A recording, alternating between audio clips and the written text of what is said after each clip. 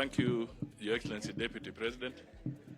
Our good friend, Ndugu Justin Muturi, Speaker of the National Assembly, the leadership of the Democratic Party who are here, Mzee Munyao, Esau, and all others, the Secretary General Yakub, and my colleagues in Kenya Kwanza.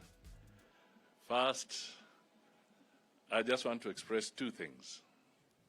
The first one is to say karibu ndugu kwa Kenya Kwanza Alliance. Tunatoa shukrani. We are happy that a party with such a history, led by good people, experienced public officers in this country, have voluntarily chosen to be part and parcel of the Kenya Kwanza Alliance. This is a historic day. And ladies and gentlemen, when we said there would be an earthquake, surely this is another earthquake. Because if we just sit back to actually internalize the import of this session to the people of Kenya. Not too long ago, the judiciary of Kenya sent a very strong message, first through the High Court, then through the Court of Appeal, and more recently through the Supreme Court of Kenya, that they stand to make sure that the independence of institutions and the right of the people of Kenya shall not be trampled upon by the executive now or even in future. That was a very, very solid statement. Today,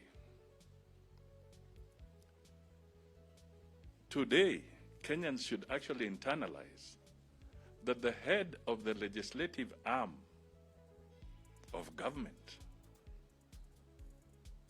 is also sending a very clear message to the Kenyan people.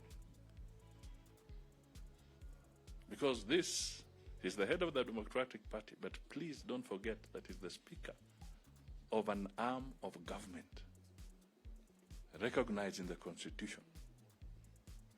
He is also sending a very clear message to the people of Kenya that democracy cannot be undermined and should not be undermined. So we salute you, and we salute you yet again. Finally, today is supposed to be a deadline for political parties to submit documentation to the Registrar of Political Parties. And that is if you are putting in your papers as a coalition party.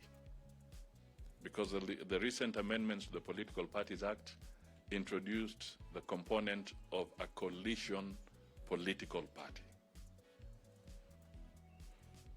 I want to make it clear that the Kenya Kwanza Alliance will not be submitting anything today so that there is no conflict or confusion. We are going in as a coalition of parties and not a coalition party. That distinction is so important. Please, the media, help us.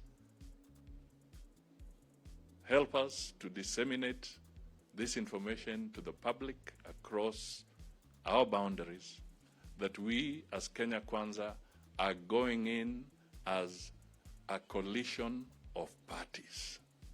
And that is to underpin exactly what the Speaker has said, that we anticipate and we are going to work with other parties. We in Kenya Kwanza want to work with other parties, but also to give those parties the opportunity to be identified, to have their identity, to have their respect as much as we work in a coalition.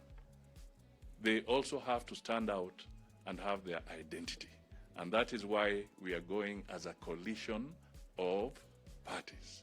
And the deadline for lodging our document is actually on the 9th of May. So I hope that clarity will now help our supporters. As the speaker put it, there are some fellows who will require Ino or Andrews across the political divide, because what we have seen from our competitors is that they're trying to force an engagement that does not allow for the recognition of the individual political parties.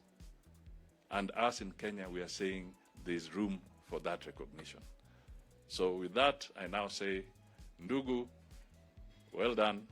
You've spoken for millions of Kenyans, and we are happy to hold hands and journey together on this Kenya Kwanza ship, which is for all the individual Kenyans in our country.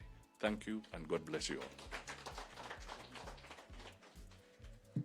Okay, let me request my good brother Moses Masika Wetangula, the party leader of Ford Kenya,